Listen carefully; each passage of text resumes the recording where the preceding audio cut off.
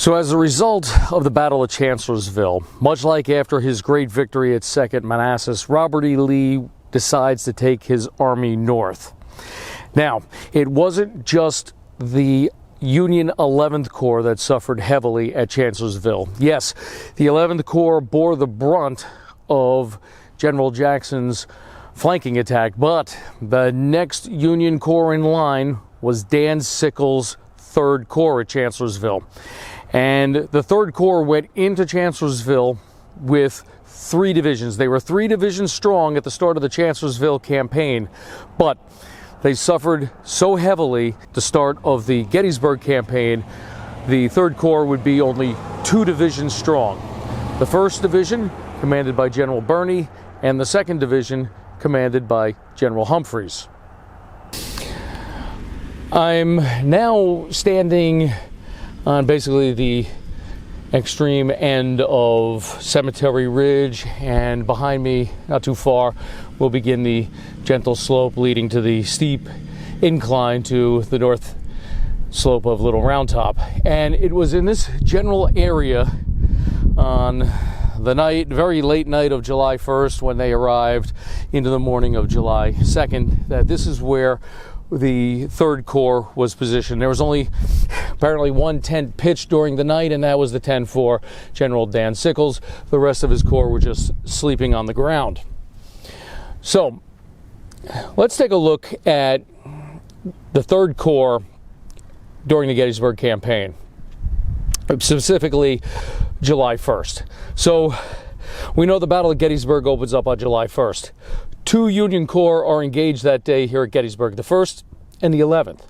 The 1st, the 11th, and Sickles' 3rd Corps comprised what was called the left wing of the Army of the Potomac during the Gettysburg campaign. General Reynolds was in overall command of the left wing, as well as his 1st Corps, which he basically had Abner Doubleday in charge of while Reynolds was doing his duties as the left-wing commander. So on the morning of July 1st, the 3rd Corps is furthest away from Gettysburg. They're in the Emmitsburg area, and they did have specific orders to guard Emmitsburg. There was real fear, and remember, Chancellorsville was only 2 months earlier, real fear that the Confederates were going to try to sweep around and outflank the Union Army. After all, what they did 2 months earlier at Chancellorsville. So Sickles had direct orders to remain in Emmitsburg and guard the Union rear. And Reynolds is killed shortly after the Battle of Gettysburg opened. And so it's going to take some time for word to get down to Sickles about that. And Sickles, during the day, does receive a 2nd order, and it's contradictory to the 1st, and that is to move to Gettysburg as quickly as possible. So he has, in many ways, contradictory orders. His overall wing commander tells him to guard Emmitsburg, and then he receives orders to march to Gettysburg. So he does what I think was a very brilliant move. I'll give credit where credit's due. He leaves 1 brigade from each of his 2 divisions and 1 battery of artillery from each of his 2 divisions in Emmitsburg, and then marches the rest of his corps here to Gettysburg. They will not arrive in time for the fighting, and I want to make this very clear. They do not engage on July 1st. This is going to come into play a little later in the video. And they arrive here very, very late at night, around midnight or later. And we got to realize something here. Sickles does not get along with the new Army commander, George Meade. He was buddies with Joe Hooker, but Hooker was relieved of command a few days earlier. I have a video that mentions Meade coming to the top spot. You can go back and watch that. And so Meade doesn't like Sickles. They don't get along, and Meade doesn't really trust Sickles' military skill. After all, he's not a West Pointer. Sickles is a political general. His military experience is very limited. He was a major in the 12th New York State Militia prior to the war, but that, they didn't see any combat. They didn't do any real military experience. So Meade doesn't trust Sickles, and Meade does not think there's going to be an attack down here. He's fearing Lee's going to renew the attack on July 2nd, where the fighting petered out on the first day, the Culp's Hill Cemetery area. He doesn't expect much to be going on here. That's why he puts Dan Sickles down here on the extreme Union left. I'm currently standing in front of this semicircle monument here located along Cemetery Ridge. This is a monument placed here, dedicated by the state of New York, and it lists the regiments and the commanders who fought here from New York State at Gettysburg. And seeing how Sickles is a native New Yorker, I thought this would be a good place to describe the position he was assigned originally here at Gettysburg. On the morning of July 2nd, Sickles would argue that he had no orders as to where to place his corps. However, history shows that he was given orders 3 times. Once verbally by Mead's aide, second in the form of a map showing where all the corps were to be placed, and finally by General Mead himself, who told him to place Sickles right against the 2nd Corps' left and extend the 3rd Corps all the way out to Little Round Top.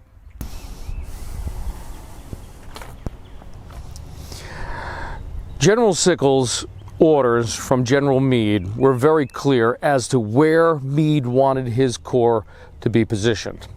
And they included telling Sickles to occupy the area that General Geary's 12th Corps Division occupied the night of July 1st. So Sickles was to extend his line to basically this area, the northern slope of Little Round Top. That's where I'm standing right now. And as you can see, the area is currently, at the time of this filming, undergoing some much needed preservation work. And I'm sure they will be done with this in time for the anniversary of the battle in July, should you wish to pay a visit to Little Round Top. Might be able to see it over there. There's a box right over there. And underneath that box, I'm sure, if my memory's correct, I don't want to area closed, so I'm going to honor the National Park Service's request to stay out. But there is a monument here. It's in the shape of a star, which is the 12th Corps' Corps badge, the star, and it does state that this is the area that General Geary's division occupied on the evening and night of July 1st. They would abandon it sometime during the nighttime hours, but Sickles will claim that he had no idea where General Geary's division was posted on July 1st. Now, that may be true, but let's think about that for a moment. An entire division occupies this area. There's going to be some remnants that they were here. Okay, smoldering campfire, tin cups left behind. There's going to be something to show that an entire division of Union infantry was in this area. But Sickles will claim he didn't know where they were at. Sickles did not like the position he was assigned. As you can see out to the Emmitsburg Road. You can see some traffic moving on it today. But he could not see beyond the Emmitsburg Road. The Emmitsburg Road was basically blocking his view of what the Confederates were doing. He was unhappy with this position. And he did ask General Meade if he could position his corps as he seemed fit.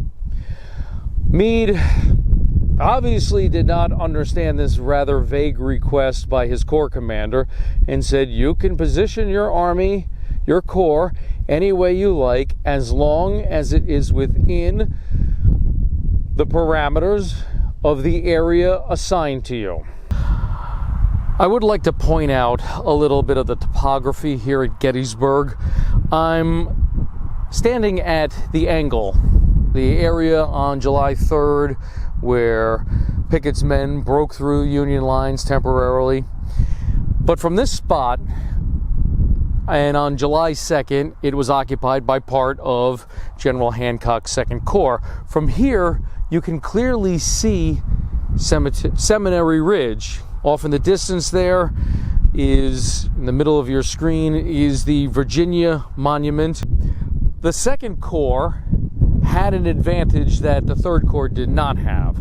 Hancock could monitor, at least somewhat, what was going on Seminary Ridge. Sickles, on the other hand, because as you travel down the Emmitsburg Road, which is about 400 yards in front of me, in fact, you can see some traffic going down the Emmitsburg Road right now. The Emmitsburg Road rises in elevation, so where Sickles was posted, he could not see past the Emmitsburg Road and see what was going on Seminary Ridge. So Sickles did have some valid points about the position he was assigned. But again, you got to realize Meade is thinking that Lee is going to renew his attack on Culp's Hill, Cemetery Hill. He's not giving his left flank too much attention. Sickles, on the other hand, has the ghost of Chancellorsville haunting him. He's picturing another Hazel Grove incident where the Confederates are going to occupy high ground and shell the Union position. Meade doesn't think a flanking attack is going to happen. So what does Sickles do? Well, he actually does a really good thing. He sends out one regiment, the 3rd Maine, along with several companies of Berdan sharpshooters, and sends them up to the Emmitsburg Road and across, and I am standing now in Pitzer's Woods, which is one of the areas in which you will find the very few Union monuments west of the Emmitsburg Road. This monument here behind me is for the sharpshooters. And it was here in this area that the 3rd Maine and the sharpshooters start to skirmish with Confederates. They run into Alabama troops and some shots are exchanged, and they head back towards the Sickles east of the Emmitsburg Road. Sickles, armed with this information that yes, the Confederates are going to try to flank us, well, this is where good Sickles sort of fades away and disastrous Sickles takes over without informing Meade of what he knows. Maybe because he didn't think Meade would listen to him anyway, I don't know. But he then does the unthinkable and advances his corps to the Emmitsburg Road.